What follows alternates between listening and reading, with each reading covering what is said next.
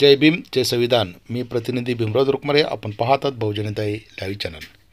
त्रिरत्न बौद्ध महासंघ केंद्र देवरोड काळेवाडी यांच्या वतीने पूज्य उर्गेन संघरक्षित यांचा 100वा जन्मशताब्दी वर्ष आज संपूर्ण भारतभर साजरा होत असताना काळेवाडी देवरोड यांच्या वतीने साजरा होत आहे. सकाळी 7 वाजता विशेष असं ध्यान आणि विशेष अशी पूजा सप्तांग पूजेच्या माध्यमातून आजचा या जन्मशताब्दी वर्षाच्या निमित्त भंत्यांना ही पूजा समर्पित केलेली आहे. त्याच अनुषंगाने आपण ज्येष्ठ धर्मचारी यशोभद्रजी यांचं आज भंतेंच्या शिकवणीवर विशेष असं प्रवचन झालेलं आहे आणि याच माध्यमातून आज भंतेंचा जन्मशताब्दी वर्ष साजरा करण्यात आलेला आहे. आपण लाईक कमेंट शेअर करून त्यांचं जे प्रवचन आहे, जी पूजा आहे, आम्ही बहुजनता लाईव्ह चॅनलच्या माध्यमातून हे तुमच्यापर्यंत आणलेले आहे. ते जास्तीत जास्त लोकांमध्ये आपल्याला घेऊन जायचे आहे.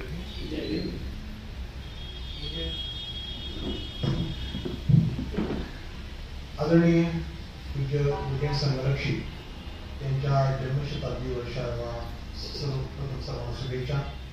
सर्वांचं स्वागत.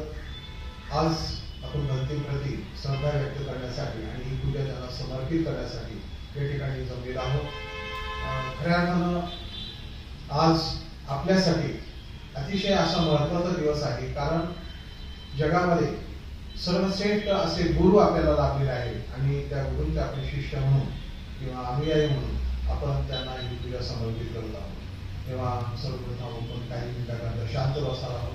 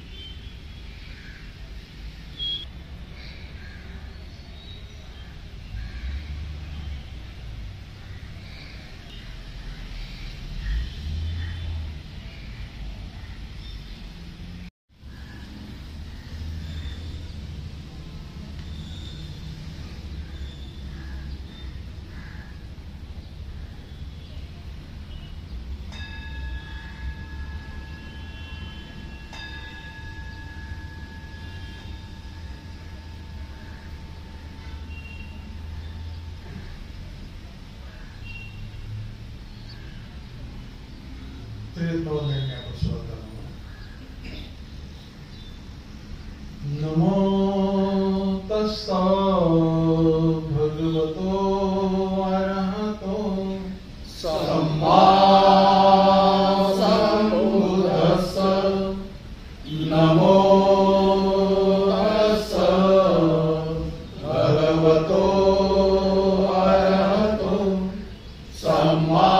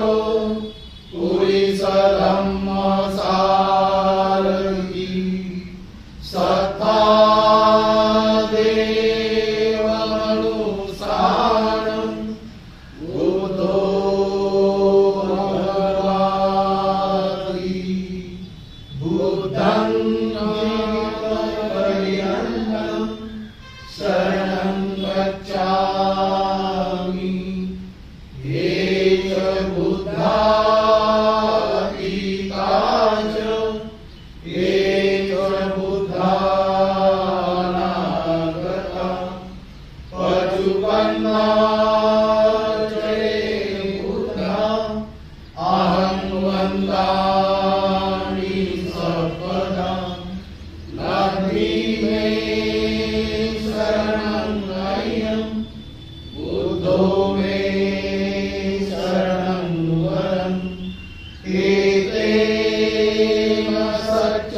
सच्चवचेन होतु मे जयमङ्गलम् उत्तमङ्गेन वन्देऽहं पादपशुवरुत्तमम् बुद्धेयो कलितो दोषो बुद्धो भवतु तं मम स्वाहातो भगवता धम्मो सन्दितिको अकालिको येहि पस्सिको वनायको पच्चतं वेदितव्यो विनुहि धम्मं शरणं गच्छामि एष धम्मातीता च एष धम्मानागता पशुपन्ना धम्मा अहं वन्दामि सर्वदा नति मे शरणं गह्यं धम्मो मे शरणं वरम् एतेन सच्चवचेन होतु मे जयमङ्गलम् उत्तमङ्गेन वन्देऽहं धम्मं च द्विधं वरम् धम्मेयो कलितो दोषो धम्मो भवतु तं मम सुपटिपन्नो भगवतो साधकसङ्घो भुजिपटिपन्नो भगवतो साधकसङ्घो न्यायपटिपन्नो भगवतो साधकसङ्घो सामीचिपटिपन्नो भगवतो साधकसङ्घो यदिदं चत्वारि पुरिसयुगानि अष्टपुरिसपुद्गला एष भगवतो साधकसङ्घो आहुनीयो बाहुनीयो दक्षिणीयो अञ्जलिकरणीयो अनुत्तरं पुण्यभेदं लोकसारी सङ्घं जीवितपर्यन्तं शरणं गच्छामि एष सङ्घातीता च एष सङ्घानागता पशुपन्ना ते सङ्घा अहं वन्दामि सर्वदा नति मे शरणं गह्यं सङ्घो मे शरणं वरम् एतेन सच्चवचेन होतु मे जयमङ्गलम् उत्तमङ्गेन वन्देऽहं सङ्घं च विलुप्तम् सङ्घेयो कलितो दोषो सङ्घो भवतु तं मम यानंतर आपण मैत्री भावना करणार आहोत. मैत्रीमध्ये आज आपण दुसऱ्या पायरीमध्ये आपले जे गुरु आहेत पूज्य संरक्षित यांच्यावर मैत्री करणार आहोत.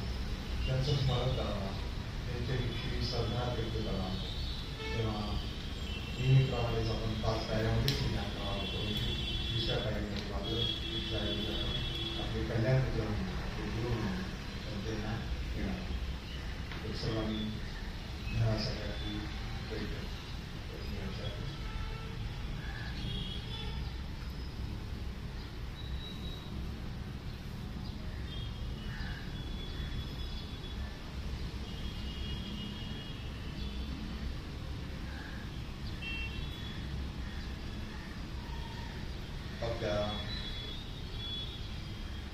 शरीर आणि मनाची या ध्यानासाठी तयारी करायची आहे. शरीराचा कोणताही भाग अवघडलेल्या स्थितीत नाही. स्थितीत आणि सैल झालेला आहे.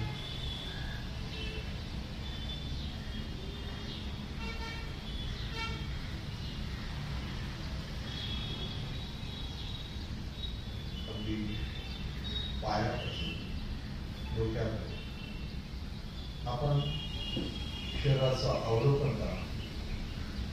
शरीराची संपूर्ण स्नायू स्थिती शांत रिलॅक्स होत असल्याचा अनुभव.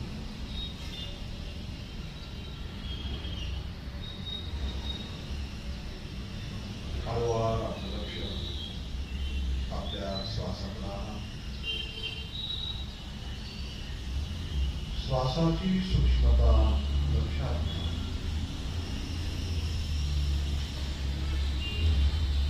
येणाऱ्या श्वासाचा थंड स्पर्श अनुभवा.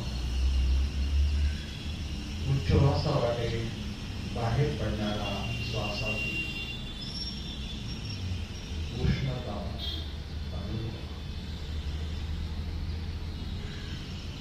अतिशय नैसर्गिकपणे श्वास येत आहे, श्वास जात आहे. मेता भावनेच्या ध्यानाचा उद्देश लक्षात घ्या.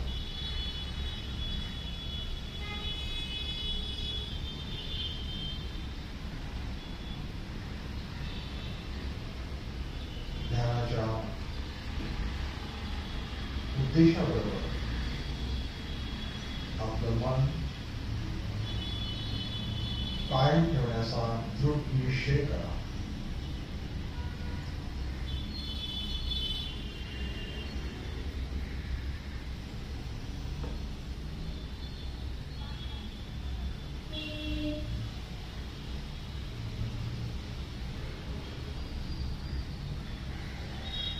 सुंदर अशा विलासनामध्ये आपण बसलेला आहोत. सभोवार आपले सहअध्यायी बंधू भगिनी बसलेले आहेत. अशा विधायक वातावरणामध्ये आपण आज ही मैत्री भावना करणार आहोत. मनाला उत्साही आणि प्रसन्न करण्याचा प्रयत्न करा. मनामध्ये श्रद्धा भाव जागृतीचा भाव निर्माण करा.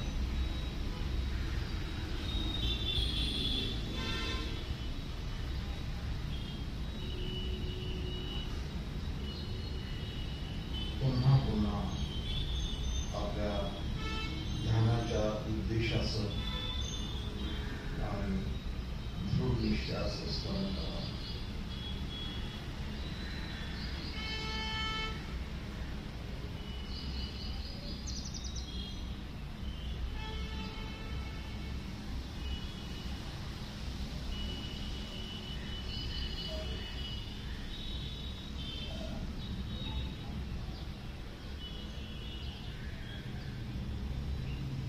मेता भावना.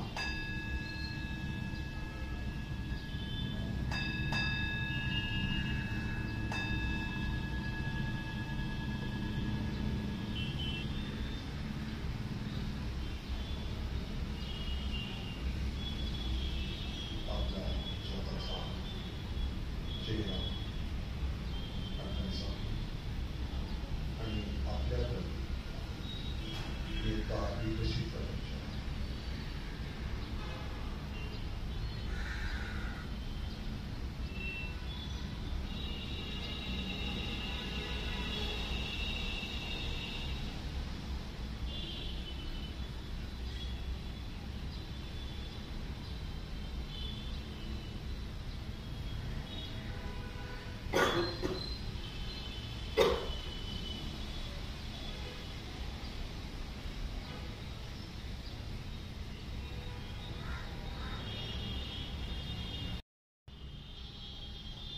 6व्या झालेला आहे. आणि शेवटी सुलतान त्याच्या समाप्तीनंतर या कार्यक्रमाचा सांगतो.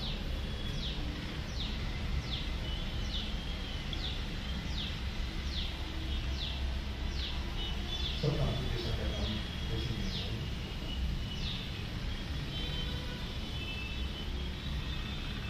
प्रथमांग पूजा. मांदारो उत्पल और मल्लिका, मांदारो उत्पल और मल्लिकादि सुगंधि पुष्प सुगंधित पुष्प और मनोहर बुनती हुई मालाओं द्वारा बुनती हुई मालाओं द्वारा परम पूजनीय मुनिवरों की परम पूजनीय मुनिवरों की पूजा करता हूँ. अपनी फैलने वाली गंध से मन शांति देने वाली सुगंधी धूप के मेघों से उन्हें आच्छादित करता हूँ. सुवर्ण कमलों पर पंक्तियों में जड़े हुए रत्न प्रदीप समर्पित करता हूँ. और गंधमय कुटियों पर मनोहर पुष्प बिखेरता हूँ.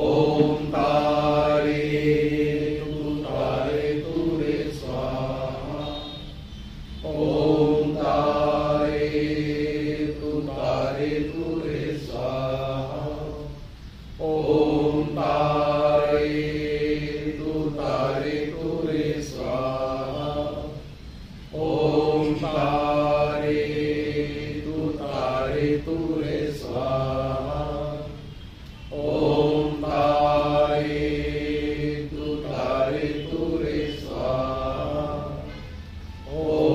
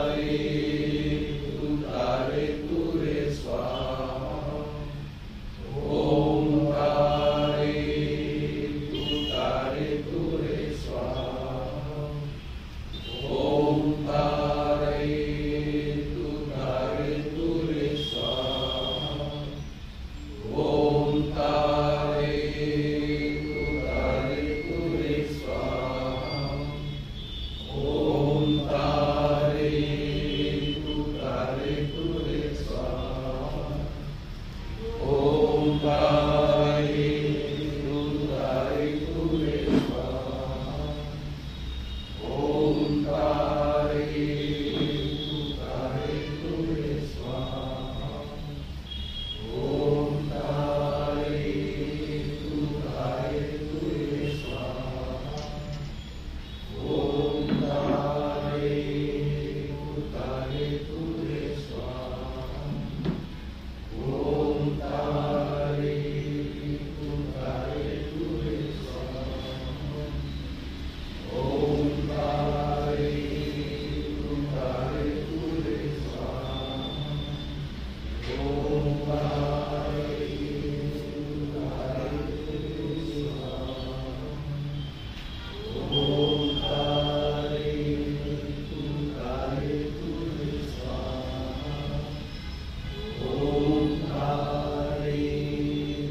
तुतारे तुरे स्वाहा। ओम तारे तुतारे तुरे स्वाहा। ओम तारे तुतारे तुरे स्वाहा।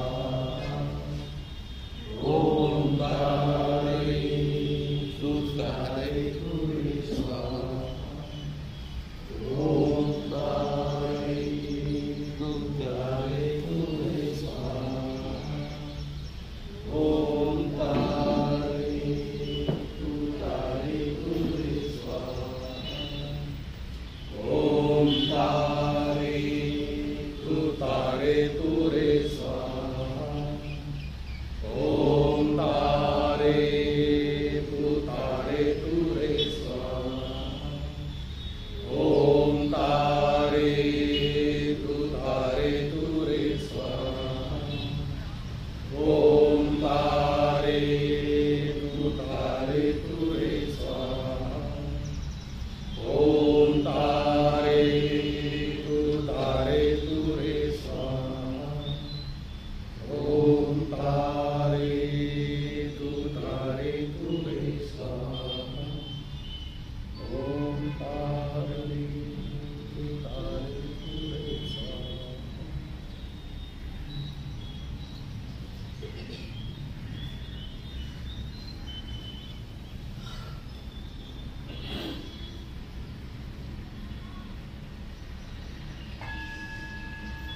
द्वितीयांग वंदना।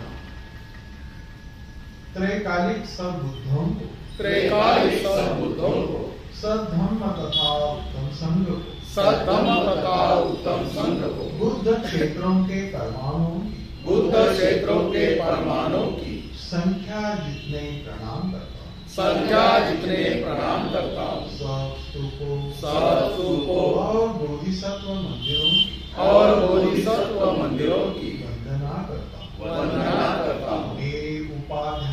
मेरे उपाध्यायों और सभी पूजनीय तपस्वियों को और सभी पूजनीय तपस्वियों को प्रणाम करता हूँ। प्रणाम करता हूँ।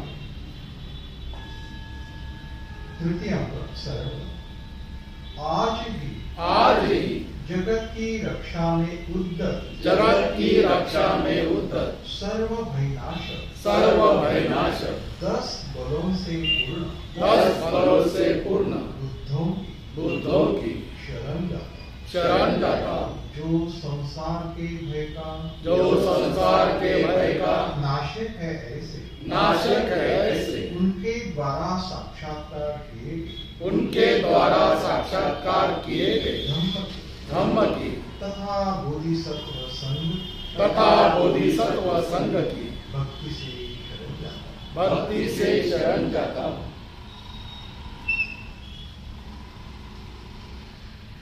नमो तस्स भगवतो अरहतो सम्मा सम्बुद्धस्स। नमो तस्स भगवतो अरहतो सम्मा सम्बुद्धस्स। नमो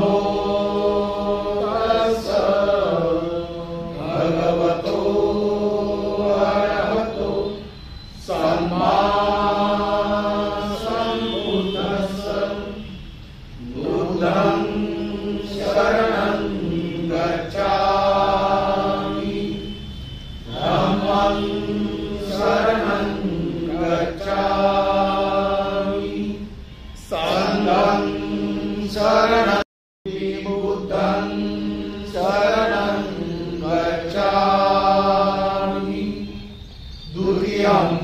धम्मं शरणं गच्छामि द्वितीयंपि संघं शरणं गच्छामि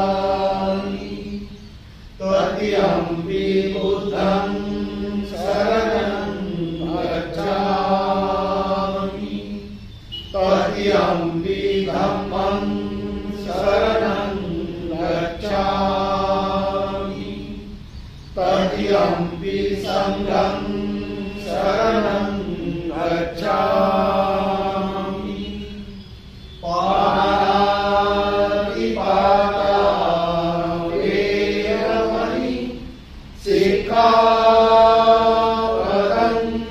समादयामि अदिन्नदाना वेरमणि सिक्खापदं समादयामि कामेषु मिथ्याचारा वेरमणि सिक्खापदं समादयामि मुसावादा वेरमणि सिक्खापदं समादयामि सुरामेरय मज्जपमादठाना वेरमणि सिक्खापदं समादयामि साधु साधु साधु सकारात्मक गतिशील मैत्रीपूर्ण कर्म करके मैत्रीपूर्ण कर्म करके मैं अपने शरीर को शुद्ध करता हूँ। मैं अपने शरीर को शुद्ध करता हूँ मुक्त हस्त से दान करके मुक्त हस्त से दान करके मैं अपने शरीर को शुद्ध करता हूँ। मैं अपने शरीर को शुद्ध करता हूँ शांति शांति सादगी तथा संतुष्टि का पालन करके तथा संतुष्टि का पालन करके मैं अपने शरीर को शुद्ध करता हूँ। मैं अपने शरीर को शुद्ध करता हूँ सत्यता पूर्ण व्यवहार से सत्यता पूर्ण व्यवहार से मैं अपने वाणी को शुद्ध करता हूँ। मैं अपने वाणी को शुद्ध करता हूँ स्मृति सुस्पष्ट एवं प्रदीप्तरत कर मैं मैं अपने मन को शुद्ध करता हूँ। मैं अपने मन को शुद्ध करता हूँ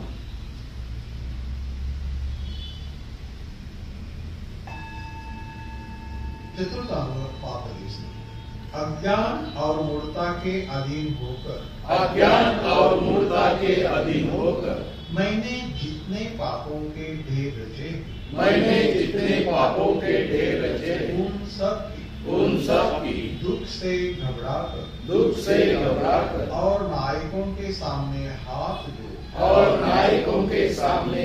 जोड़ तथा बारंबार प्रणाम कर देशना करता हूँ। हे नायकों मेरे अपराध को अपराध के रूप में ग्रहण करो। हे नायकों यह पाप मैं फिर कभी न करूँगा। पंचम अंग पुण्यानुमोदन दुर्गतियों के दुख के विनाश हेतु सभी प्राणियों द्वारा किए गए पुण्य का तथा उनकी मुक्ति का प्रमोदित होकर अनुमोदन करता हूँ। जो दुखित है वे सभी सुखी हो सांसारिक दुखों से शरीरधारियों की मुक्ति का अनुमोदन करता सब प्राणियों को सुख देने वाले तथा सब प्राणियों का हित करने वाले बुद्ध बोधिसत्व तथा बोधिचित्तोत्तम पार समुद्रों का तथा बोधि चित्त पार समुद्रों का अनुमोदन करता हूं। अनुमोदन करता हूँ। षष्ठ मार्ग अधेस्थान है। सब दिशाओं में विद्यमान सब दिशाओं में विद्यमान सब बुद्धों से सब बुद्धों से हाथ जोड़ याचना करता हूँ हाथ जोड़ याचना करता हूँ कि वे मोहवश दुख पतितों के लिए मोहवश दुख पतितों के लिए धर्मदीप जलाए, धर्मदीप जलाए, परिनिर्वाण सन्निध बुद्धों से परिनिर्वाण सन्निध बुद्धों से सांजलि याचना करता हूँ सांजलि याचना करता हूँ कि वे अनंत कल्पों तक ठहरे अनंत कल्पों तक ठहरे ताकि जगत में अंधेरा न हो। जगत में अंधेरा न हो। यानंतर गुणाचारी विश्वभद्रजी जयभीम सरांना त्याचबरोबर पंतींच्या 100व्या जयंतीनिमित्त सरांना खूप खूप शुभेच्छा. आणि आपण पाहतो की आज आपण भंतेंना जी काही पूजा आहे ती आपण समर्पित करत आहोत. तर बऱ्याच जणांना असं वाटेल की भंते तर आपल्याकडे नाही येत आता, म्हणजे शरीररूपाने आपल्याकडे नाही येत आणि आपण कसं काय समर्पित करायचं. जर समजा ज्यांचा निश्चितच पुनर्भव ह्या जर संकल्पनेवर जर विश्वास असेल तर निश्चितच भंतेचं अस्तित्व या पृथ्वीतलावर आजही आहे आणि भविष्यात देखील असणार आहे. कारण जो काही त्यांनी जो सिद्धांत मांडलेला आहे की पुनर्भव, तर तो खरंच फार असा मोठा सिद्धांत आहे. म्हणून भंतेंना आपण आज त्या बाबी आपण समर्पित करत आहोत, पूजा आपण त्यांना समर्पित करत आहोत. आणि आपण पाहिले की मागच्या वर्षभर आपण खरं तर भंतेंना वेगवेगळ्या पद्धतीने समर्पित करत आहोत. त्यांचं गुण गात आहोत, त्यांचं गोडवे गात आहोत, त्यांनी केलेल्या कामाचं आपण काय करतो पुण्यानुमोदन करत आहोत. आणि आपण पाहिलं की खूप जण खरं तर भंतेंच्या विषयी वेगवेगळ्या अंगाने बोललेले आहेत. आपण 21 पासून पाहिलं की बालगंधर्वमध्ये कार्यक्रम आहेत, भंतेंच्या वेगवेगळ्या अंगाला स्पर्श केले जात आहे किंवा त्यांची शिकवणी सांगितल्या जातात. त्याचबरोबर आपण पाहिलं की मागच्या वर्गामध्ये देखील मागच्या 7 आठवड्यापासून 8 आठवडे असतील पासून आपण पाहतो की भंतेंचे वेगवेगळे अंग आपण पाहतो आहोत, समजून घेण्याचा प्रयत्न, भंतेंच्या वेगवेगळ्या शिकवणी समजवतात. महाभारत आपण पाहतो की आपण पूर्ण भारतामध्ये जरी पाहिलं तर आपल्याला लक्षात येते की या वर्षभरामध्ये आपण भंतेंच्या वेगवेगळ्या शिकवणी समजून घेत आहोत.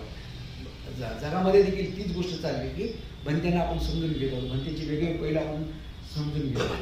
खरं तर भंते आपल्यामध्ये नाही आहे. 2018मध्ये त्यांचं निर्माण झाले. 2018 ते आज आपण पाहतो की जवळपास एवढ्या म्हणजे 18-2 आणि ही 7 वर्ष झालेली आहेत की 7 वर्ष भंते आपल्यामध्ये नाही आहेत. पण त्याच्या अगोदर भंते आपल्यामध्ये होते आणि त्यांनी खूप काही आपल्यासाठी दिले आहे.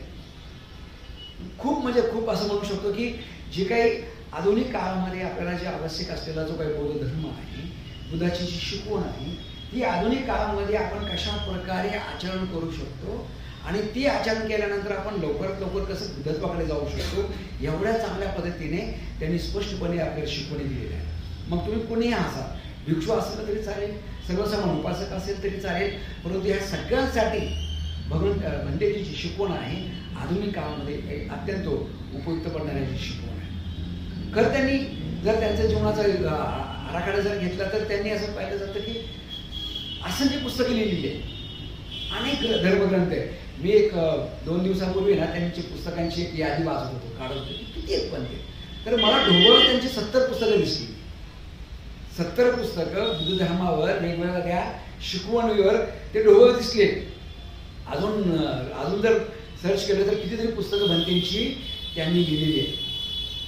असंख्य त्यांनी सेमिनार घेतलेले, ज्या शिकवणी बुद्धाच्या शिकवणी आहेत त्या शिकवणीवर असंख्य सेमिनार घेतलेले, हजारो त्यांचे प्रवचन आहे, हजारो शिबिरं घेतलेली आहेत. आणि ह्या सगळ्या माध्यमातून बुद्ध धर्म खरं तर सर्वसामान्य लोकांना कसं उपयुक्त पडेल ते त्यांनी शिकवले. आणि ही सर्व शिकवण खरं तर सूत्रबद्ध केलेली आहे. आपल्याला ती सर्व शिकवण पाहायला मिळते. जर तुम्ही प्रयत्न पब्लिकेशनमध्ये जर तुम्ही गेला तर तिथे तुम्हाला ऑनलाईन पाहायला मिळेल. म्हणजे सर्व शिकवणी त्यांनी आध्यात्मिक म्हणजे आधुनिक काळामध्ये लोकांना उपयुक्त पडलेली सर्व शिकवण त्यांनी दिली आहे. आणि प्रत्यक्षात बुद्ध धर्माचं जर खरोखरच जर आचरण करायचं असेल, सखोल आचरण करायचं असेल, तर आपल्या समोर एक मूर्तिमंत प्रतीक आहे. बाबासाहेबांनंतर म्हणते हे आपल्यासमोर एक असं मूर्तिमंत प्रतीक आहे की बुद्ध धर्माचं आचरण कशा प्रकारे केलं पाहिजे, आणि तेही आधुनिक काळामध्ये. मी खरं विचार करत होतो की आज म्हणजे आपण खूप भंतेविषयी ऐकलेले ह्या काही कालावधीमध्ये, तर आज काय भंतेविषयी बोलायचं, कारण सगळंच माहिती आहे ना, भंतेच्या वेगवेगळ्या शिकवणी सगळ्याच माहिती आहे, काय बोलायचं हा एक मोठा प्रश्न होता. रात्री मी तो विचार करत होतो काय करायचं. तर मला असं वाटत होतं की आपण नेहमीच म्हणतो, म्हणजे भंते असे म्हणतात की जर मला समजून घ्यायचं असेल, मला जर समजून घ्यायचं असेल तर माझ्या ज्या कविता आहेत त्या कविता समजून घेतल्या पाहिजे, माझ्या कविता समजून घेतल्या पाहिजे. आणि जर आपण त्या कविता त्यांच्या समजून घेत असू तर खरं तर त्यांना ते समजून घेऊ शकतो आपण. कधी कधी म्हणतात की मला समजून घेणं फार अवघड आहे. 1975व्या आपल्या वाढदिवसाच्या संघाच्या 75 वाढदिवसाच्या 74 म्हणजे तेवढ्या, आता ते एक्झॅक्ट माहीत नाही, पण त्या काळामध्ये त्यांनी एक कोट पाठवलं होतं. ते असे म्हणतात की म्हणजे मला समजून घेणं फार कठीण आहे, माझं व्यक्तित्व समजून घेणं फार कठीण आहे, पण जर समजा कुणी जर माझ्या कविता जर समजून घेत असतील तर मला सहज ते समजू शकतो. एवढं कठीण आहे म्हणजे भंतेचं व्यक्तिमत्व. आणि पुढे ते असं म्हणतात की त्रिरत्न बौद्ध महासंघ निर्माण करण्याकरिता खरं तर मी तेवढा योग्य व्यक्ती नाही. काय म्हणतात, मी तेवढा योग्य व्यक्ती नाहीये, परंतु त्यावेळेस मी ते उपलब्ध होतो आणि म्हणून हे सगळ्या गोष्टी ह्या घडून गेलेल्या आहेत. आणि पुढे ते असं म्हणतात की हे शब्दशः घेतलं पाहिजे.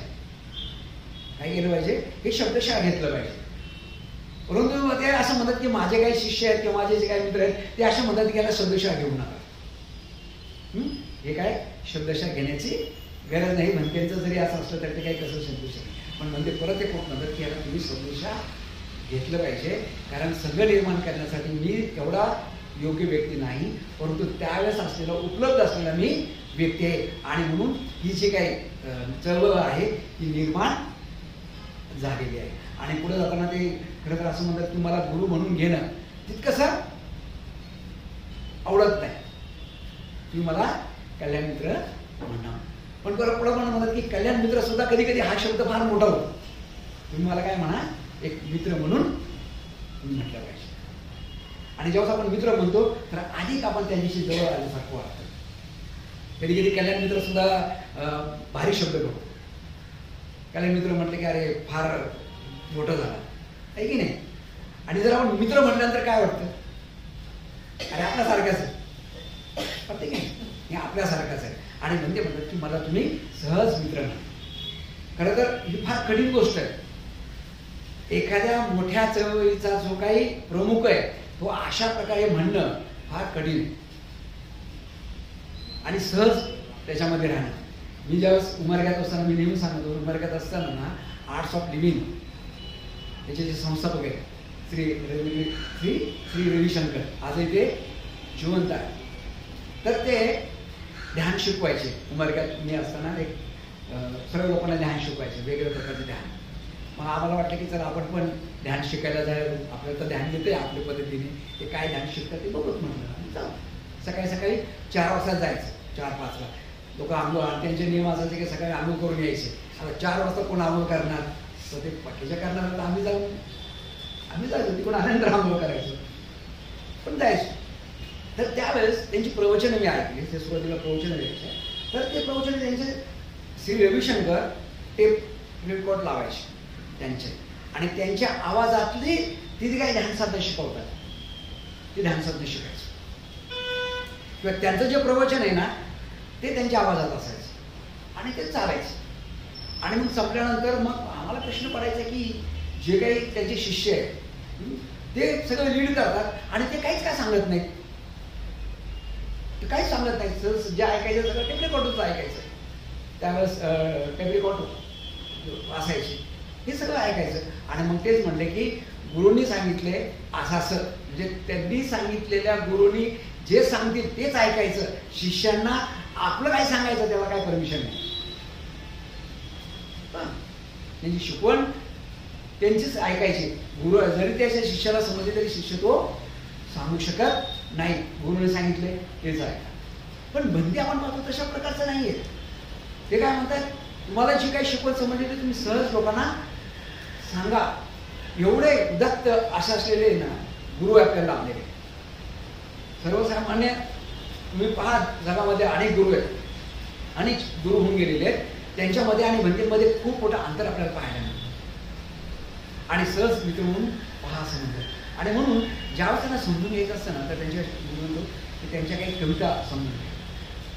आणि नेहमीच मी कुठं ना कुठं तरी त्यांची एखादी तरी दोन कविता सांगत असतो की तुम्ही समजून घ्या. आणि मी सुद्धा जेव्हा बंदींना समजून घेत असतो ना, त्यावेळेस त्यांच्या काही कविता निश्चितच मी पाहतो. तर काल म्हणजे मी रात्री विचार करताना मला असं वाटतं की बंदींना जर समजून घेण्यात दोन बंदीच्या फार सुंदर कविता आहेत.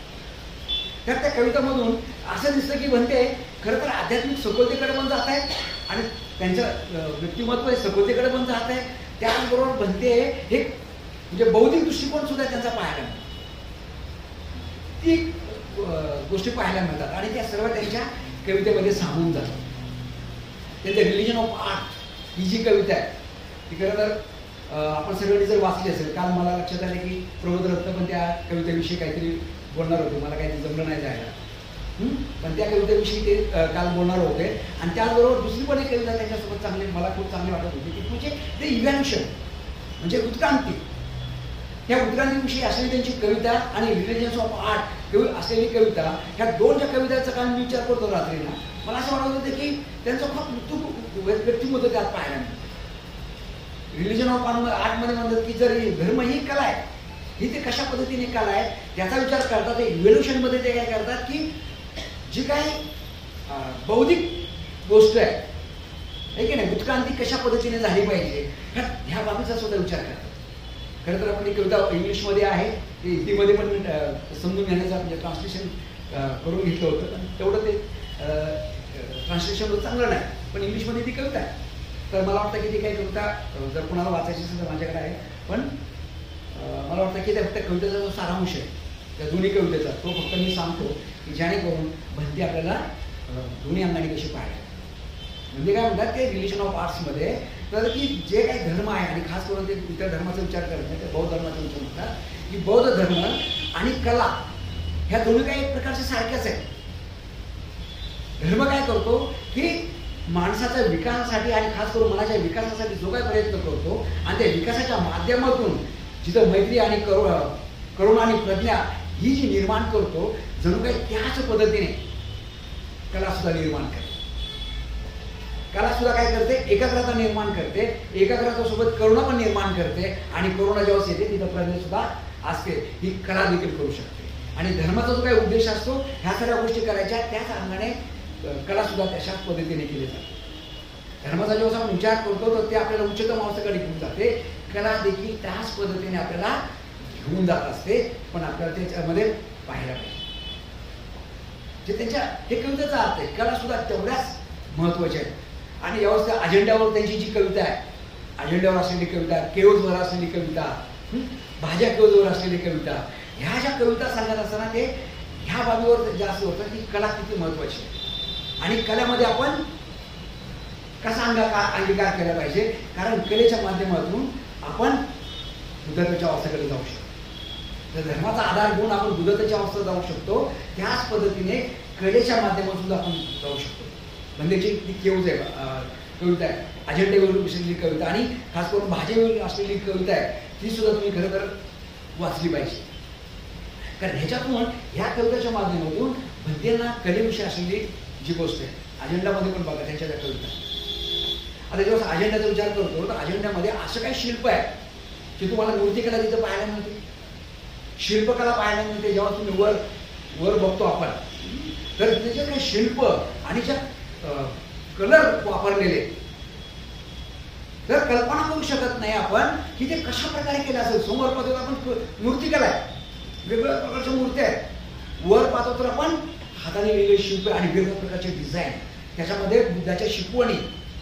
भिंतीवर गेलो तर जातककथामधल्या काही शिकवणी, ह्या भिंतीवर गेलो तर बोधिसत्वाच्या काही शिकवणी. ह्या सर्व शिकवणी जर एखाद्या व्यक्ती काढत असेल तर त्याची अवस्था कशी असू शकते.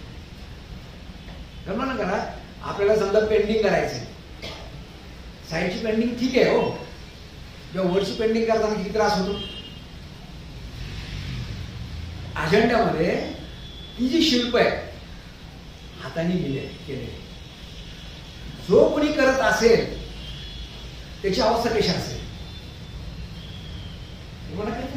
कशी अवस्था असेल, निश्चित किती एकाग्रता असेल त्याची, कलर कुठला वापरायचा आहे, बुद्धाविषयी असलेली त्याचा विचार कसा असेल, धम्माविषयी असलेले विचार त्याचे कसे असतील, बुद्धाच्या संघाविषयी कसे विचार असतील, आणि हे सगळे विचार तो घेऊन ते वर करतो. म्हणजे उच्चतम अवस्था प्राप्त झाल्याशिवाय होऊ शकतो नाही. आणि म्हणून म्हणतात की ज्यावेळेस एक कलेचा जर वापर करतो तर ही कला आपल्याला काय करते, उच्च अवस्थेला घेऊन जात असते. आता आपण सप्ताह पूजा म्हणत होतो, तर पहिल्या पूजेच्या वेळेस मी विचार केला, हे जे शांतीदेव आहेत, शांतीदेवाने ही जी पूजा म्हटली, तर हा विचार माझ्या मनामध्ये काय येत नाही. आपण जेव्हा पूजा म्हणतो हा आपल्या मनामध्ये काय येत नाही. त्यांनी कशी कल्पना केली की मांदावर उत्पलावर मलिकादी, म्हणजे मांदावर उत्पल आणि मलिकादी हे जे पुष्प आहेत हे मी बुद्धाला अर्पण करतो. मी एक प्रकारची कला आहे की नाही, ती कला त्याच्यामध्ये येते. मला का वाटत नाही तसं की मी बुद्धाला असं काहीतरी करावं, कारण बुद्ध अशा सर्वश्रेष्ठ व्यक्ती आहेत, त्यांची पूजा मला करायची, तर मी अशा पद्धतीने काय करू नये, हा माझ्या मनामध्ये काय विचार येत नाही. पण शांतीदेव कशा पद्धतीने ते विचार करतायत, हा मोठा प्रश्न आहे. म्हणजे जी काही कला आहे, म्हणजे तुम्ही गायनाचीच कला असेल, पोएमची कला असेल, तर ह्या ज्या कला असतात ना, ह्या आपल्याला उच्चतम अवस्थेला घेऊन जात असतात. आणि म्हणते त्या रिलिजन ऑफ आर्ट ह्या कवितेमध्ये सांगतात की धर्म हा जेवढा महत्वपूर्ण आहे, जेवढ्या चांगल्या पद्धतीने सांगतो आणि त्या पद्धतीने मनुष्य घडतो, तर कला देखील तितकीच महत्वपूर्ण आहे. कला देखील काय होते, तितकीच महत्वपूर्ण आहे. आणि आपण त्या कलेचा काय केलं पाहिजे, तितकाच पद्धतीने त्याचा वापर केला पाहिजे, पण त्याच्यासारखा पण बनलं पाहिजे. मी औरंगाबाद असताना नेहमीच काय करायचं, दोन गोष्टी करायच्या 2 महिन्यातल्या. पहिला 1 महिना असायचा ना, मी एलोराला जायचो, कारण ते 30 किलोमीटर असायचं, सहज कुणाला तरी घेऊन जायचो, आणि 1 दिवस पूर्ण एलोरामध्ये राहायचो. आणि 2 महिन्यातून किमान एकदा अजेंड्याला जायचो, आणि तो संपूर्ण दिवस मी त्यांच्यामध्ये व्यतीत करायचो, तिथंच राहायचो. एक माझा मित्र कोणतरी असायचा आणि मी 2 दिवस, म्हणजे 2 जण, आणि संपूर्ण कालावधी आम्ही त्याचा खर्च करायचो. कारण ती जी कला आहे, ती कलातून पाहिल्यानंतर लक्षात येतं की आपलं बुद्ध धर्माचं जे वैभव आहे ते कशा प्रकारचं वैभव आहे. म्हणजे आपणच एकटे बौद्ध धर्माचं आचरण करतो असं नाही, तर आपल्या समोर हजारो लोक असे होते की त्यांनी बुद्ध धर्माचं आचरण केलेलं आहे, त्याचे साक्ष आहे हजारो लोक. आणि आपणच उच्चतम अवस्था प्राप्त करण्याचा प्रयत्न करत होता असं नाही, तर हजारो लोक, लाखो लोक होते की त्यांनी उच्चतम अवस्था प्राप्त करण्यासाठी प्रयत्न केला होता. आणि ही जी शिल्प आहे आणि कला आहे ही त्याचं साक्षी आहे. म्हणून आपण काय केलं पाहिजे, म्हणजे म्हणतात की कला ही तितकीच महत्वाची आहे. वेरूळमध्ये गेल्यानंतर आपल्याला पाहायला पाहिजे मोठमोठ्या मूर्त्या आहेत आणि त्या दगडामध्ये कोरलेल्या आहेत. भाज्यामध्ये जा, दगडामध्ये कोरलेल्या आहेत. एलोरामध्ये आपल्या कारल्यामध्ये जा, त्या कोरलेल्या आहेत. तर ह्या ज्या कलाशी आपला संपर्क आला पाहिजे. आणि ज्यावेळेस आपला ह्या कलाशी संपर्क येतो तर आपली जी अवस्था आहे ही सुद्धा उच्चतम अवस्थेकडे जाते. तिची प्रज्ञा, करुणा, एकाग्रता सोबत उच्चतम अवस्था सुद्धा प्राप्त करते. ही खरं तर म्हणजे म्हणतात की कला तितकीच महत्वाची, तेवढं धर्म महत्वाचा आहे. आणि त्या कलेतून ते, म्हणजे त्या आपल्या कवितेतून ही गोष्ट शेवटपर्यंत सांगतात की कशा प्रकारे असलं पाहिजे, आपण कशा प्रकारे गेलं पाहिजे, कलाचा कसा अडॉप्ट, म्हणजे कला कशा आपण स्वीकारली पाहिजे. खरं कधी संगीत आहे, चांगलं संगीत आहे का, तरी काय होतं, किती एकाग्रता होते. आणि जो झाकीर हुसेन ज्यावेळेस तबला वाजवत असेल तर त्याची एकाग्रता कशी असेल. झाकीर हुसेन जेव्हा तबला वाजवतो आणि आपण मंत्रमुग्ध होतो तेव्हा त्याची एकाग्रता कशी असेल. पण दुर्दैव असं असतं की तेव्हा त्याला एकाग्रता प्राप्त होते, उच्चतम अवस्था प्राप्त होते सखोल, परंतु त्याला टिकवता येत नाही, एक प्रकारची झलक राहते. हा त्यांचा म्हणजे खरं तर दुर्दैव असतं की ते ठेवू शकत नाही. परंतु ती जर गोष्ट आपण केली तर आपण ती पुढं जाऊ शकतो. आणि म्हणून भन्तेना जर समजायचं असेल कला म्हणजे त्यांची कविता समजून घ्या. आणि म्हणून म्हणतो की त्यांची अजेंडा कविता वाचा, भाजीवर लिहिलेली कविता वाचा, क्योज वाचा, समजून घ्या. आता एक चांगली गोष्ट झाली की धर्मरक्षितांचे जे काय भन्तेंच्या कविता आहेत त्याचा त्यांनी मराठीमध्ये चांगलं भाषांतर पण केलेलं आहे. ते काय बघितलं नाही पण ते इनॉग्रेशनला होतो ते भाषांतर केलेलं आहे ते समजून घ्या. आणि धर्मरक्षित हे चांगले कवी आहेत आणि भन्तेंसोबत अनेक वर्ष ते राहिलेत आणि भन्तेंचे ते पहिले शिष्य आहेत. त्यांनी ही कविता संग्रह त्यांनी केलेला आहे. मला वाटतं की त्यांनी आपण आवर्जून ते वाचलं पाहिजे जर भन्तेंना आपल्याला चांगलं समजून घ्यायचं असेल तर. आणि समजून घ्यायचं नसेल तर मग मोठा प्रश्न, पण भन्तेंना समजायचे कविता वाचा. कारण त्यांनी जे शिकवणी दिल्या आहेत ना त्या शिकवणीची झलक त्याच्यात दिसते. झलक म्हटल्यापेक्षा त्या शिकवणी त्यांच्या कवितेत दिसतात. आता इव्होल्युशनमध्ये ते काय सांगतात, आता मी जेव्हा रात्री पाहत होती त्यांची ती इव्होल्युशन म्हणजे उत्क्रांती, ही उत्क्रांतीचा अर्थ काय होतो, उत्क्रांती कशा प्रकारे झाली पाहिजे ते सांगतात. उत्क्रांती म्हणजे आपण फक्त नेहमीच विचार करतो की कनिष्ठ एकाच उत्क्रांतीचा विचार करतो. नेहमी आपल्या ह्याच्यात काय असतं की एकच उत्क्रांतीच्यावर करतो, पण हे इव्होल्युशन आहे. इव्होल्युशन म्हणजे आपण उच्च उत्क्रांतीचा विचार केला पाहिजे. आणि बुद्धाने काय सांगितले, उच्च उत्क्रांती सांगितलेले. दोन उत्क्रांती आहेत. एक नेहमी आपण पाहतो की कनिष्ठ उत्क्रांती. आता 2-3 मिनिटं ते सांगतो म्हणजे कारण मला हे आठवत नाही पण आता विचार जरा आठवलं बोलता बोलता. इव्होल्युशनचं जे थिअरी आहे फार सुंदर थिअरी आहे पण आता त्याचा विचार करून आलो पाहिजे होता. तर आपल्याला माहिती आहे की डार्विनचा सिद्धांत आहे. डार्विनचा सिद्धांताने त्यांनी 2 गोष्टी मांडल्या. तो काय म्हणतो की अमिबापासून एक पेशीय प्राण्यांपासून अनेक पेशीय प्राणी निर्माण झाले. एक पेशीय प्राण्यांपासून अनेक पेशीय प्राणी निर्माण झाले आणि त्याचाच एक मनुष्याचा एक भाग आहे. मनुष्य देखील त्याच्यात परिणित झाला कारण मनुष्य सुद्धा एक पेशीपासून अनेक पेशीय प्राणी निर्माण झाले. आणि नंतर पुढे तत्वज्ञान मानत असताना त्याने असं विचार केला की जर एखादा प्राणी आहे, एखादा व्यक्ती आहे, त्याने जर एखादी त्याच्या अवयवाचा वापर जर केला जास्त तर तो अवयव हा जास्त विकसित होत असतो. त्यांनी उदाहरण काय दिलं की जर जिराफ आहे, जिराफची मान कशी एवढी मोठी आहे तर त्यांनी म्हटलं की जिराफ हा सर्वसामान्य असू शकतो परंतु ज्यावेळेस त्याला पानं खायची होती तर उंच उंच पानं होती. मग समोरची पानं जर संपल्यानंतर वर पानं खायची असेल तर तो काय करणार, मानेचा जास्त वापर करणार, पायाचा जास्त वापर करणार. मग त्याचं जर प्रोडक्शन नंतर जे होणार आहे त्याच्या अनुवंशिकता त्याची मान थोडीशी जास्त झाली, नंतर अजून पुढे जास्त झाली. असं करता तुमचं मान होऊ शकते. हत्ती पण काय फार प्रचंड मोठा असू शकतोय अशातला नाही, छोटा असेल, खाण्याची भाग जास्त, खात राहिला आणि मग तो हत्ती फार मोठा झाला. हा एक असा सिद्धांत त्या काळामध्ये आला. मग त्याच्या अनुषंगाने दुसरा एक सिद्धांत आला की जर समजा एखाद्या अवयवचा आपण वापरच केला नाही तर मग तो अवयवचा विकास होत नाही. मग उदाहरण काय दिले की समजा साप आहे, सापाला जर कुठेतरी जायचं, साप काय सुरुवातीपासून सरपटणार असेल काय नाही, त्याचं इव्होल्युशन कसं झालं असेल की कदाचित त्याला पाय असू शकतात पण विरात जायचे त्यामुळे त्यांनी काय केलं, पायाचा वापर केला नाही म्हणून तो काय झाला, पुढे त्याचे जे प्रोडक्शन झालं ते बिना पायाचं झालं. आता हा सिद्धांत त्या काळामध्ये प्रचलित होता. त्यानंतर 1828 मध्ये एक लेमार्क नावाचा एक शास्त्रज्ञ होऊन गेला. तर त्यांनी काय केलं, हा सिद्धांत उलटा केला. हा सिद्धांत आहे ना उलटा केला. तर असं म्हटलं जातं की हा जो काही लेमार्क आहे ना 1828 मध्ये युरोपमध्ये झाला आणि त्याने अनेक वर्ष त्यांनी जहाजामध्ये म्हणजे प्रवास केला, खूप वर्ष प्रवास केला, ह्या जहाजातून त्या प्रवास केला. आणि त्याच्यामध्ये एक होतं की त्याला काय वाटत होतं, लेमार्क वाटत होतं की आपण काहीतरी संशोधन करावं आणि खास करून इव्हॅल्युशनवर मोठं संशोधन करावं. आणि म्हणून अनेक वर्ष जंगलामध्ये फिरत होता. तो समुद्रामध्ये फिरत होता आणि वेगवेगळ्या पद्धतीने त्यांनी संशोधन करत होता. आणि मग संशोधन केल्यानंतर काही वर्षानंतर ज्यावेळेस त्यांनी थेअरी निर्माण केली तर ती थेअरी ही लेमार्कची थेअरी म्हणून म्हटलं जातं की त्याला इव्होल्युशनमध्ये फार टॉपला म्हटलं गेलं जातं. तर तो काय म्हणतो की ज्यावेळेस हे सगळं फिरत होतो ना, सगळं करत होतो त्यावेळेस मला काही नवीन दिसत नव्हतं. सगळ्या गोष्टी एकसारख्या वाटत होत्या. सगळे जे प्राणी आहेत ना किंवा जे स्पीसीस म्हणतो तो, म्हणजे पक्षी, हे सगळे पक्षी एकसारखेच आहेत, सगळ्यांचं मूळ एकच आहे. परंतु हे ज्या ज्या परिस्थितीमध्ये जातात ना वेगवेगळ्या ठिकाणी, तर त्या ठिकाणी ते आपल्यामध्ये बदल घडवून आणतात. प्राणी कुठले, पक्षी हे एकच आहे.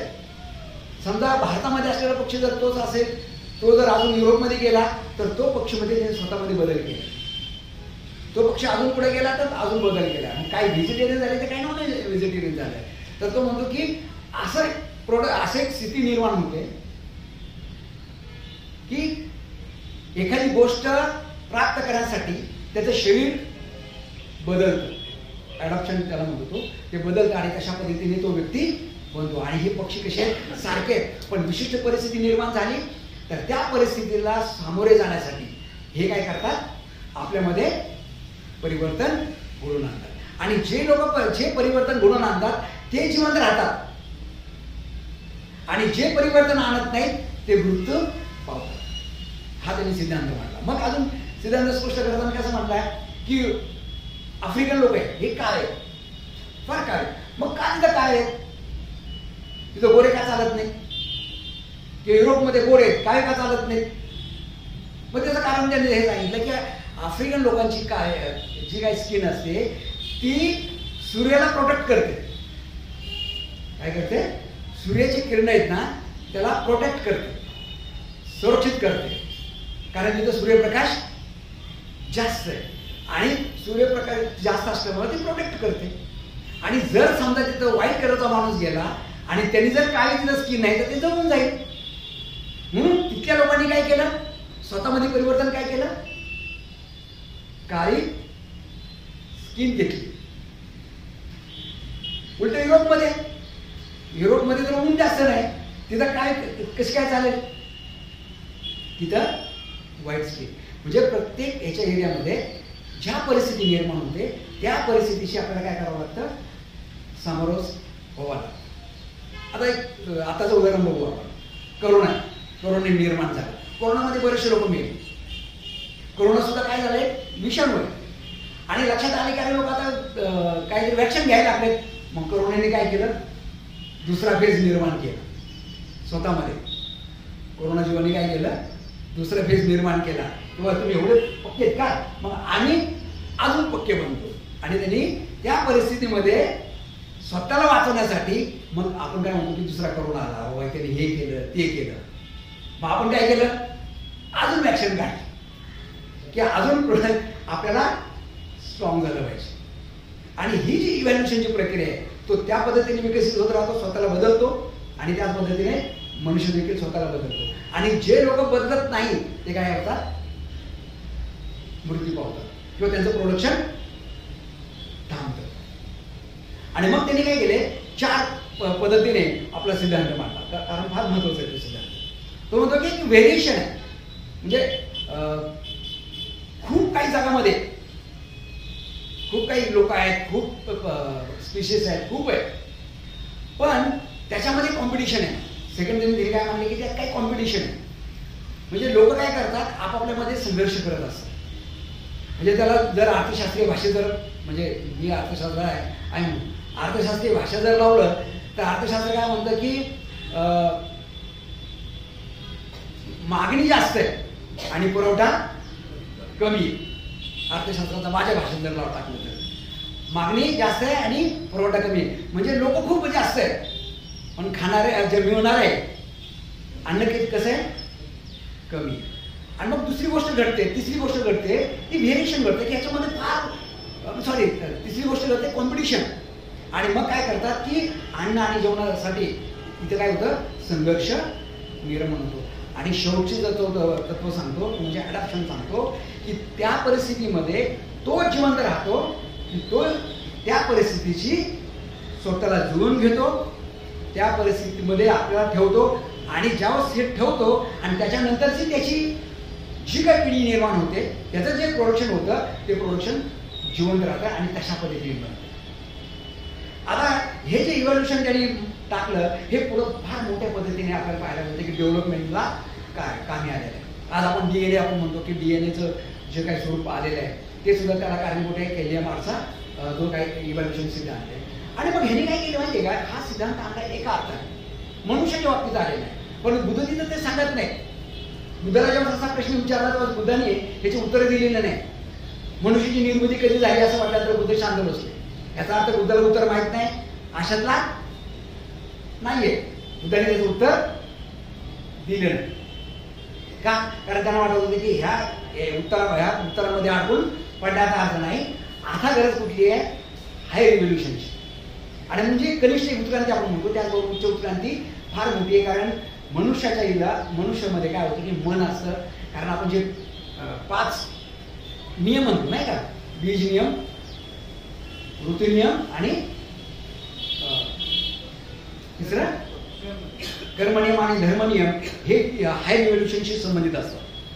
पण पहिले जे 3 नियम आहेत, बीज नियम, ऋतू नियम आणि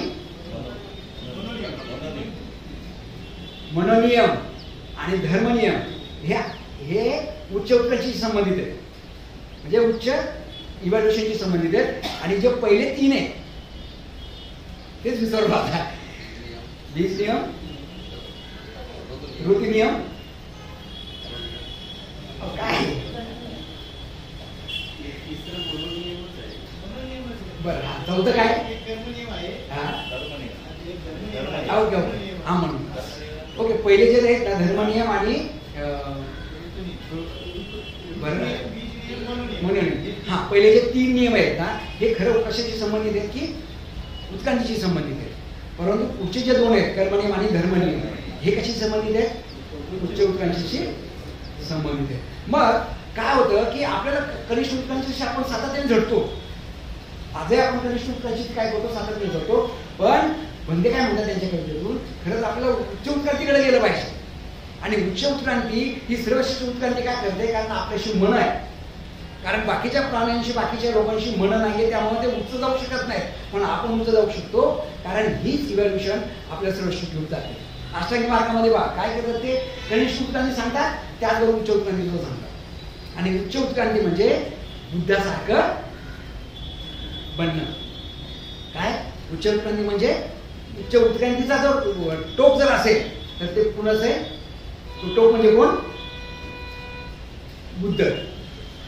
कारण मनाचा जर विकास आहे, सर्वसामान्य मनाचा विकास हा कनिष्ठ लेवलवरून उच्च लेवलवर गेला पाहिजे. आणि हा घेऊन जाऊ शकतो कोण? आपलं मन घेऊन जाऊ शकतं. आणि म्हणून आपण काय केलं पाहिजे की आपल्या उच्च उत्क्रांतीकडे प्रयत्न केला पाहिजे. आणि म्हणून त्यांच्या त्या कवितेमध्ये पूर्ण सांगतात की आपण काय केलं पाहिजे? उच्च उत्क्रांतीकडे गेलं पाहिजे, त्या इव्हॅल्युएशनकडे गेलं पाहिजे. आणि मग त्याचा अर्थ काय होतो की आपल्यामध्ये असलेली जी मैत्री आहे, आपल्यामध्ये असलेली प्रज्ञा आहे, आपल्या असलेली करुणा आहे, आपल्या असलेली एकाग्रता आहे, ती तुम्ही उच्च म्हणजे आपण सर्वांनी काय केलं पाहिजे? उच्च अवस्थेला घेऊन गेलं पाहिजे. कुठल्या अवस्थेला? ज्या ठिकाणी बुद्ध त्या अवस्थेला आहे. काय म्हणतात ते? बुद्ध त्या अवस्थेला आहे, त्या अवस्थेला तुम्ही आपण त्यांना घेऊन गेलं पाहिजे. आणि म्हणून हे आणि आपलं काय चालतं? हे आपलं सगळं चालतं फिरतं मध्ये, आपण या 3 मध्येच फिरत राहतो.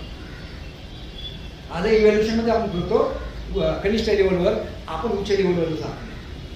शरीरासोबत मन पण असतं, म्हणून आपण काय केलं पाहिजे? उच्च लेवलवर गेलं पाहिजे. आणि म्हणते त्यांच्या त्या कवितेतून ते सांगतात की आपण उच्च लेवलवर गेलं पाहिजे, उच्च उत्क्रांतीकडे आपण गेलं पाहिजे. आणि ही जी कविता आपण ऐकतो तर आपल्या लक्षात येऊ शकतं आणि खरंच म्हणजे किती सांगतात. आणि शेवटी कुठे फिरून घेऊन घ्यायचं ते उच्च ठेवणीच घेऊन जातात. आणि त्यांच्या कवितेतून तेच दिसतं की शरणगमन हेच दिसतं. माझ्या उच्च उत्क्रांती घ्यायचं म्हणजे तुम्हाला ते खरोखर शरणगमनकडेच गेलं पाहिजे. आणि खरोखर शरणगमन म्हणजे बुद्ध बनणं, हेच खरं शरणगमन आहे. आणि म्हणून मला असं नेहमीच वाटतं की की आपण बंदेंना जर समजून घ्यायचं असेल, त्यांच्या कविता वाच, त्यांच्या तत्त्वज्ञान तर खूपच आहे. त्यांचं एक जर पुस्तक जर वाचन केलं तर कधी कधी समजत पण नाही. इंग्रजी पण फार अवघड आहे. आणि ते इंग्रजीचं ट्रान्सलेशन करणारे त्यांचे विचारायचे फार हाल असतात की कसं करायचं. त्यामुळे आपण काय करूयात, गांधीजी जे काही शिकवणी आहेत खरं तर त्यांना जे आपण समर्पित करतो आहोत, त्यांचं 1 सहस्र वर्ष आहे, त्यांच्या जयंतीचं 100 वर्ष, 100 वर्ष आहे. तर खरं तर आपलं पण मोठं कार्य आहे. आपण नेहमीच मी म्हणतो की आपण म्हणते आपल्या गुरु म्हणतो, आणि गुरु म्हणून आपण ज्यावेळेस त्यांना दक्षिणा दिलीच पाहिजे. गुरु आणि दक्षिणा ही परंपरा खरं तर बुद्धकालीनपासून आलेली परंपरा आहे. तर ती दक्षिणा म्हणजे अशी दिली पाहिजे की जी बंदेंना समर्पित आहे. ती दक्षिणा म्हणजे काय? बंदेने जे काही शिकवलेलं आहे ते प्रत्यक्षात अंगीकार करणं. भंतेने जे सांगितले ते आपले अंगीकार करणं आणि हे करणं म्हणजे खऱ्या अर्थानं भंतेना आपण काय करतोय, दक्षिणा देतोय, त्यांना समर्पित करतोय. आपण पाहतो की त्यांच्या गुरुंनी सुद्धा त्यांना खूप काही शिकवलेलं आहे, खूप त्यांनी गुरुपण घेतलेलं आहे, परंतु त्यांनी गुरुंना देखील खूप काय दिलेलं आहे, दक्षिणा म्हणून खूप काय दिलेलं आहे. काय दिलेलं त्यांनी, जे त्यांनी गुरुकडून घेतलेलं होतं ते त्यांनी स्वतः काय केलेलं आहे, प्रॅक्टिस केली आणि मित्रांना सांगितलं. गुरुसाठी फार मोठी देणगी आहे, म्हणजे असं म्हणूयात की गुरुदक्षिणा आहे. मग आपण हे भंतेचे शिक्षक आहे की नाही, मग त्यांनी जे काही केलेलं आहे दक्षिणा त्यांच्या गुरुनं दिलेले आहे, मग आपले पण कर्तव्य ठरतं ना की आपण त्यांची शिकवण आहे ती शिकवण अंगीकार करा, त्यांनी सांगितलेल्या गोष्टी अंगीकारा, प्रॅक्टिस करा आणि दुसरं नाही सांगा. मला वाटतं ह्या जर गोष्टी करू शकलो तर त्यांचे काही सहस्र वर्ष त्यांची काही जयंती आपण म्हणूया त्यांची ती आपण खऱ्या अर्थाने साजरी केल्यासारखी होईल. अन्यथा मला वाटतं की आपण उच्चतम म्हणजे साजरे होणार नाही. ह्याच दिवशी अशाच पद्धतीने आपण दक्षिणा देऊयात आपल्या गुरुकडून. मला वाटतं इथेच मी थांबतो आणि त्यानंतर आपण शेवटचं जे अंग आहे ते आपण करूया. धन्यवाद.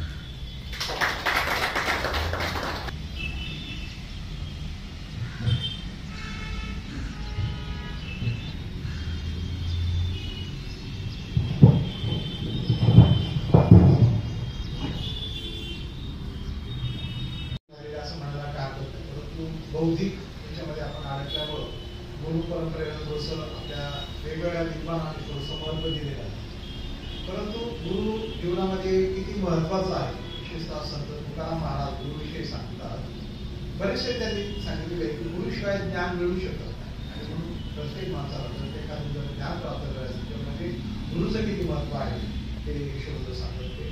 त्याचबरोबर त्यांनी अतिशय महत्त्वाचा जो मुद्दा आहे की तो सांगितला आहे की उत्क्रांतीचा जो सिद्धांत आहे त्या उत्क्रांतीच्या सिद्धांतामधला उच्च उत्क्रांती जी आहे ती मानवी मनाच्या उत्क्रांतीला त्यांनी म्हटलेलं आहे आणि ती असणं महत्त्वाचं आहे. आपण जर लक्षपूर्वक जर ऐकलं असेल तर ते सांगत होते की एखादा जर भाग आपण वापरलाच नाही तर आपण तो नष्ट होतो.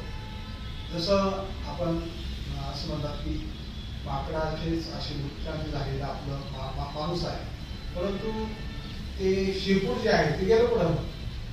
त्या शेपटाचा वापर माणसाने झालाच नाही आणि हळूहळू मग ते शेपूट येऊन गेलं. परंतु त्याची जे काही अस्तित्व आहे ते मात्र आपल्या शहरामध्ये जो माकड हा ज्याला म्हणतात अजून त्याचं नाव ते आहे माकड हा, ते अस्तित्वात आहे. जर समजा आपण वापरायला सुरुवात केली ते शेपूट सुद्धा येऊ शकते आपण वापरत नाही. परंतु या म्हणजे गमतीचा भाग जरी सोडला तरी या बौद्ध परंपरेमध्ये ज्याला सौंदर्यशास्त्र म्हटलेलं आहे, सौंदर्यशास्त्राचा उगम जो आहे तो बौद्ध संस्कृतीत झालेला आहे. कोणतीच संस्कृती त्या रानटी संस्कृती आहे त्याच्यामध्ये अशी काहीच कुठं कलाकृती नाही. म्हणजे बुद्ध बनणं सुद्धा ते एक सौंदर्य, मनाचं सौंदर्य. म्हणजे बुद्ध जेव्हा आपण मनामध्ये प्रस्थापित करतो ते मन सुद्धा कसं सौंदर्याने भरलेलं असतं. म्हणजे सुंदर मन ते बुद्धत्वाचं आणि जे काय त्याला म्हणतात कुरूप जे मन आहे ते म्हणजे त्याच्यामध्ये राग लोभ जे यांनी ती कुरूपता येते आणि खऱ्या अर्थानं आपल्याला सौंदर्याचे उपासक आपण आहोत. आणि म्हणून ते बघा म्हणजे जेव्हा आपण भक्तींनी जे काही पूजा स्थानाची पद्धती आहे, पूजेची पद्धती आहे, जे सगळ्या काही गोष्टी ज्या आहेत त्या ज्या निर्माण केलेल्या आहेत त्याच्यामध्ये सौंदर्याचा भाग आहे आणि सौंदर्य जे आहे ते आपल्याला बुद्धत्वाकडे घेऊन जातं. म्हणजे बुद्धाचं जीवन सौंदर्याने मिळतेलं आहे, बुद्धाचे विचार सौंदर्याने मिळतेले आहे आणि बुद्धाचं जे मन आहे ते सुद्धा सौंदर्यानेच मिळतेलं आहे. त्यामुळं आपली मन सुद्धा अशी सौंदर्याने मिळले पाहिजे. तर आणि ते सौंदर्यशास्त्र विश्वबद्दल सांगत होते की भक्ताला समजून घ्यायचं असेल तर त्यांच्या कविता समजून घ्यायच्या. कवितेमध्ये काय कविता आपण पाहतो की एखादं औषध जे असतं तर ते औषध बनवण्यासाठी म्हणजे खूप मोठा पाला म्हणजे जे काय वनस्पती ज्या आहेत त्या आणल्या जातात, त्याला वेगवेगळ्या त्याच्या प्रक्रिया केल्या जातात, त्याला आठवलं जातं नाही का. डॉक्टर म्हणतो हे काढा जो आहे तो काढा बनवायचा 2 ग्लास पाणी घ्या आणि त्याचं फक्त एक वाटीच तयार करा एवढं त्याला म्हणजे तो अर्क त्याच्यात निघतो. तर भक्तांच्या शिकवणीचा अर्थ जो अर्क जो आहे फार मोठी प्रदीर्घ अशी शिकवण त्यांनी सांगितली की किती 70 ते 45 त्यांनी जास्त ग्रंथ लिहिलेले आहे. त्याचा जो अर्थ आहे तो कवितेत आहे, परंतु त्या कविता समजणं सुद्धा किती कठीण आहे हे सुद्धा त्यांनी सांगितलेलं आहे. काही दिवसापूर्वी आम्हाला वाटलं की ऑर्डर मीटिंगमध्ये त्यांच्या कवितेचा अभ्यास करावा आणि मी 5-6 महिन्यापूर्वी क्षेत्रीय आणि जीवनातून त्या कविता आणल्या, परंतु त्या वाचून काय समजत नाही, तितक्या कठीण आहे. तर मला वाटतं की तो अर्थ आहे आणि अर्थ हे करण्याकरता आपल्याला काय करावं लागेल, एवढ्या मोठ्या प्रमाणात तो अभ्यास करावा लागेल, तेव्हा तो अर्थ समजेल. आणि म्हणून आजच्या या वेळी आपण हा जो सकाळचा म्हणजे बऱ्याच लोकांना वाटतं सकाळ का घेतला असला, तर आपल्याला जर एखादी गोष्ट जर रुजवायची असेल, संस्कृती जर निर्माण करायची असेल, तर काही गोष्टी आपल्याला अशा कराव्या लागतील. म्हणजे आपण ठराविक साचेत आपल्या सोयीनुसार आपण करतोय.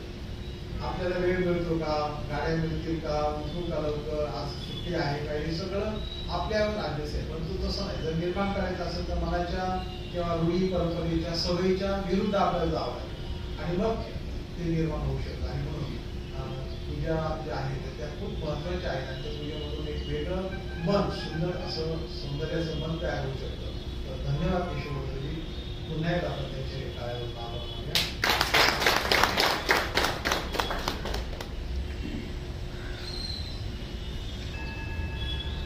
सतमंत्र पुण्य तथा आत्मभावाली परित्याग एवं सब करके मैंने जो पुण्यार्जन किया है, उससे सब प्राणियों का सर्व दुख शमनकारी बनो. जैसे पृथ्वी आदि महाभूत अनंत आकाश पर्यंत व्याप्त अनगिनत प्राणियों के नाना प्रकार से भोग्य होते हैं, वैसे ही आकाश व्याप्त प्राणियों के लिए मैं तब तक नाना प्रकार से उपजीव्य हूँ जब तक कि सब शांति का लाभ न कर.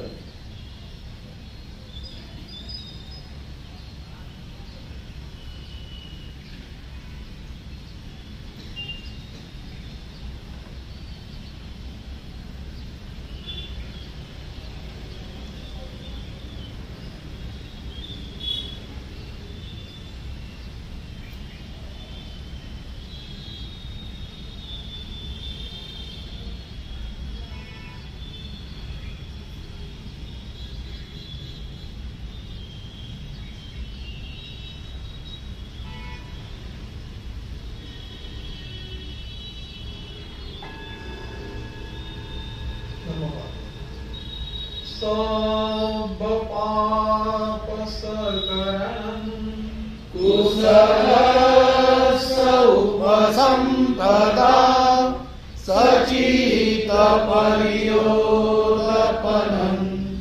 एतं उदारशासनं धम्मं चरे सुचरितं नतं चरितं चरे धम्मचारी सुखं सेति अस्मि लोके परं विचं नतावता धम्मधरो यावता बहुमा सति यो जपं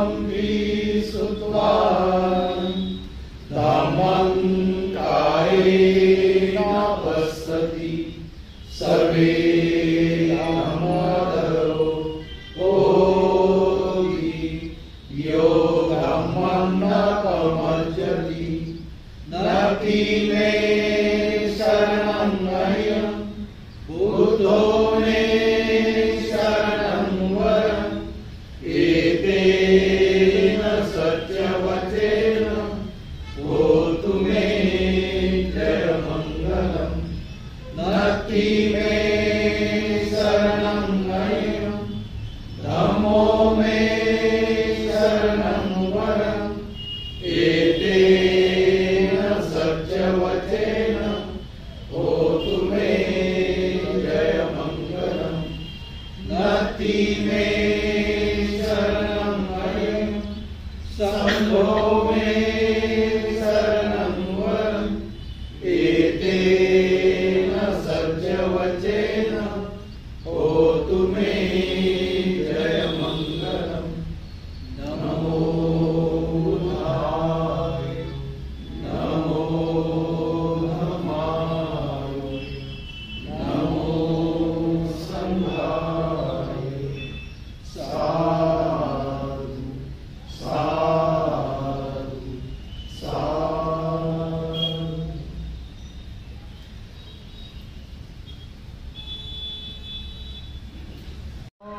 समृद्धी भवन्तु ते साधु